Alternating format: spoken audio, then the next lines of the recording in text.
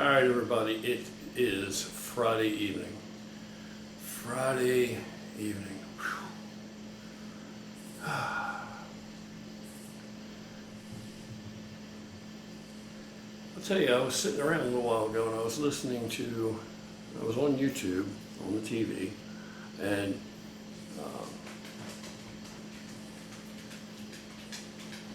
it was Harley wandering around trying to look for some handouts. Sorry. Anyway, I was watching YouTube on the telly, and I was looking at the hits of 71, top hits of 1971. And that led me to look at 72, 73, 74.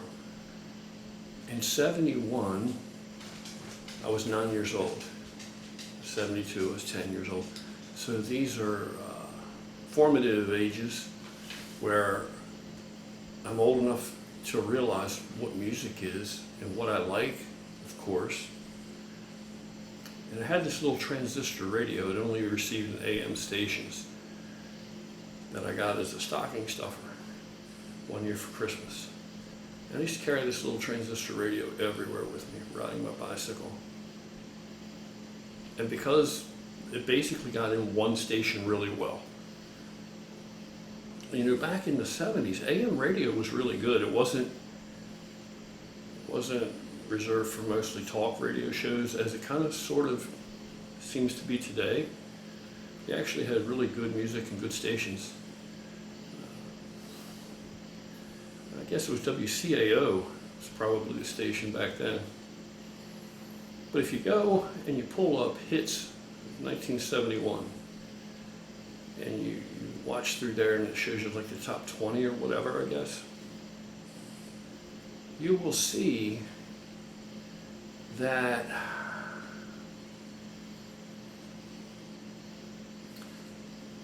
there's such a diversity of people from various backgrounds and ethnicities playing or contributing to what amounted to be the top hits of 1971, same as 72, same as 73 and 74. But I prefer the music of pre-74, basically. In that regard. You get to some better music later, but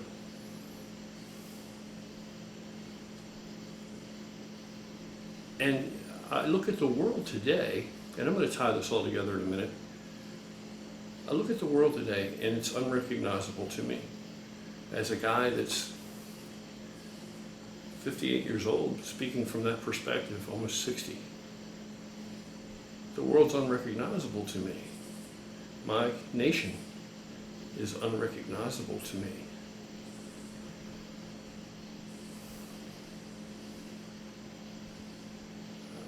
I don't know where we went wrong, but we were on the right track. I know that people want to paint it as if this country's never been great, but this country's always been great. We saved the world, literally. And then we helped to rebuild it. We even helped to rebuild our enemies in times past.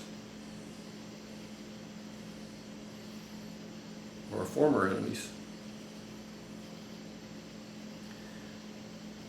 But the point is, the gist of this is that really rings true to me is growing up, I grew up in mostly an all-white, I would say probably, I don't know, low middle class family, maybe, neighborhood.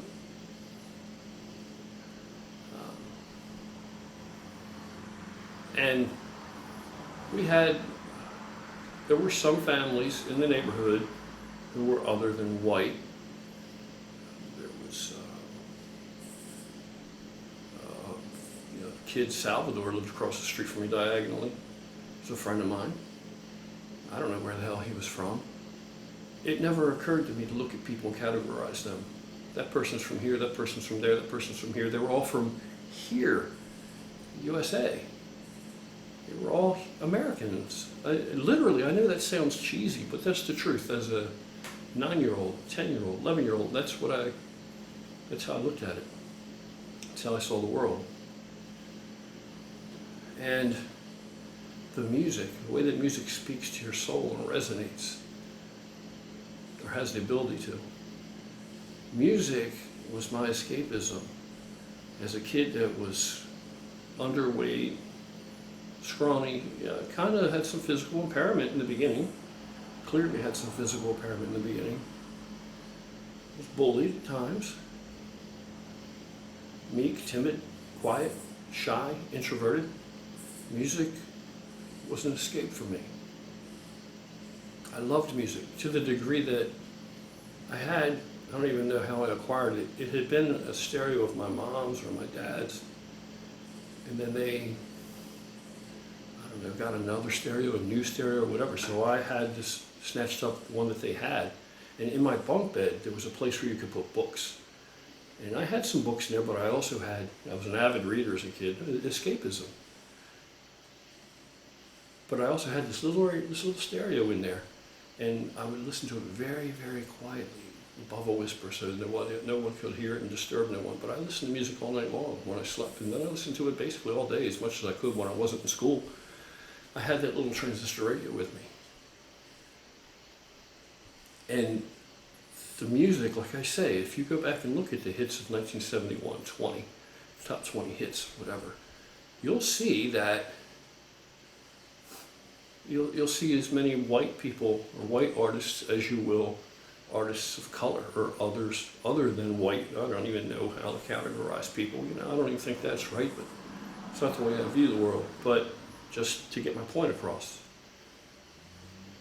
So, in many regards, even though that was a long time ago, and I know that it wasn't a perfect society, and I know that there were racist people in the country at that point, I'm sure. I didn't live in that world. And what came in, the stimulus that I received, was all positive stuff, and that everybody was the same. Like I said, whenever anyone different moved into the neighborhood, different in regard that they looked different than the majority of the people living in the neighborhood, I wanted to befriend that kid. I wanted to know that kid because it was new. That was something new, something different, perhaps a different influence. And I didn't grow up submersed in the realization that this was a racist society. I listened to, most of the music that I listened to were probably 70% of the music that spoke to me was actually created and performed by black artists or Hispanic artists. Tony Orlando and Dawn, or Jose Feliciano, or tons and tons black artists. I mean, this was a time, and I'm not putting down anybody else's time in music, as far as music goes. Music speaks to who it speaks to. But when I grew up, people played instruments, people wrote music, people really created complete compositions, bands. Even individual singers, they had really good bands supporting them. Instruments.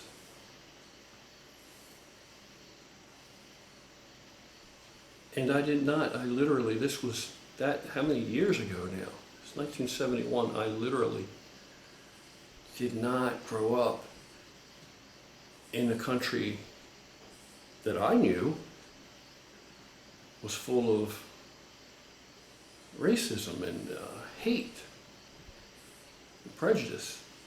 I didn't grow up that way, seeing differences, because the music that spoke to me, and music was a prime motivator to me, the music that spoke to me and that I escaped in it was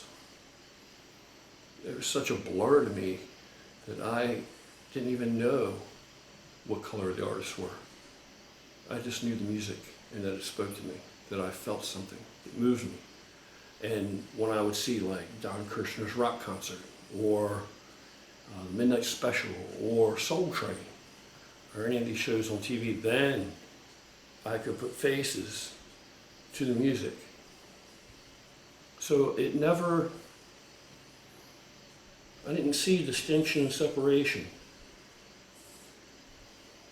And it is really disappointing to me. And it's very discouraging to see the turmoil in this world today. And I'll tell you what, if this is all political mumbo jumbo and people pulling strings, and these are just plays and manipulating people's emotions, and if this is all just a facade, it's all created and man-made, which I believe it is. Because it's divide and conquer, as it's always been, but today it seems more than ever now. If they can keep us apart and keep us separated and have everybody pointing the finger at everybody else, then we never come together. We never come together and say, it's not you, it's not me, it's not him, it's them. It's these son of a bitches that we've actually elected and put in these places of power. Those are the people responsible for all this bullshit. They're the ones stirring this shit up.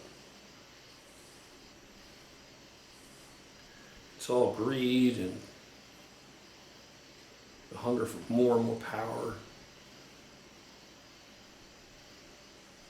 And down here, in the real world that we all live in, we don't really care about that shit. Most people, as I've always said, care about their family, people that they love, their freedom, their ability to pursue their happiness and just live their lives. Nobody wants to live in a bunch of turmoil and shit. So how are they able to manipulate this and turn this into this? Young people today, they have no idea. They weren't around back when I was 9 years old, or even when I was 15 or 16 years old. I grew up in a different America than what I'm looking at today on the television. I grew up in a better society. There are people who disagree, but I was there. And I'm going to tell you what, I grew up in a better society overall, in a more harmonious society than what I see depicted and presented today every time I turn the television on. And I don't know who is to blame,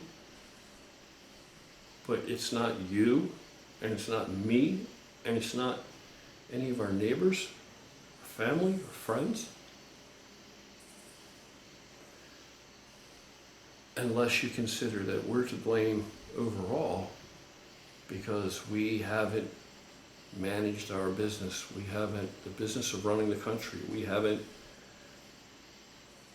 there's been a lack of oversight on our behalf, and we've let these people just collect our votes and just play us all like a violin. And we just fall in line. But the end result is we pay. We pay for it. I would love to go back to 1971. I would love to go back to 1971. And I know there will be some busters that will jump in here that probably weren't even alive then, or weren't old enough to be cognizant that they were here. And they'll jump in and they'll point out something that was wrong. Well, nothing's perfect. We all fall short. We are all flawed. But, you know, I can remember not the first people of color that I went to school with or moved around me, but I remember when it was a noticeable thing that the numbers were growing, and not in leaps and bounds where I grew up. I think probably in junior high school, which is now middle school, but they've changed the years that define that. It used to be 7th, 8th, and 9th was junior high school. I remember junior high school, I believe, and it was kind of a small junior high school, I guess, medium size, small, medium. I think we probably had maybe there were a dozen people you would consider black in the school, and Hispanic, I don't know, maybe another dozen, if that, probably. I'm being too generous with these numbers. So you would figure in a really systemically racist society, how could you be one of a handful against an entire school in a systemically racist society? I'm here to tell you that I grew up in these times, and that's not what it was at street level. I think again and again, our problem comes from government. It's not people. It's not the average common folk. Because again, we all want the same things. We all basically need and want the same things. Just some thoughts were on my mind tonight. Now I'm going to go back in. I get something to eat, of course, goes without saying. And I'm going to reminisce, wax nostalgic, and watch some really good R&B or soul or funk. And there were white musicians, there were black musicians, and there were Hispanic musicians. And some of it just overlaps. Don't even know how to define some of the music. And like I said, go back and look, hits of 1971, and you'll see what I mean. It's all over the place. But it all has a common theme. You know. Check it out for yourself and see if you can recognize a common theme. Anyway.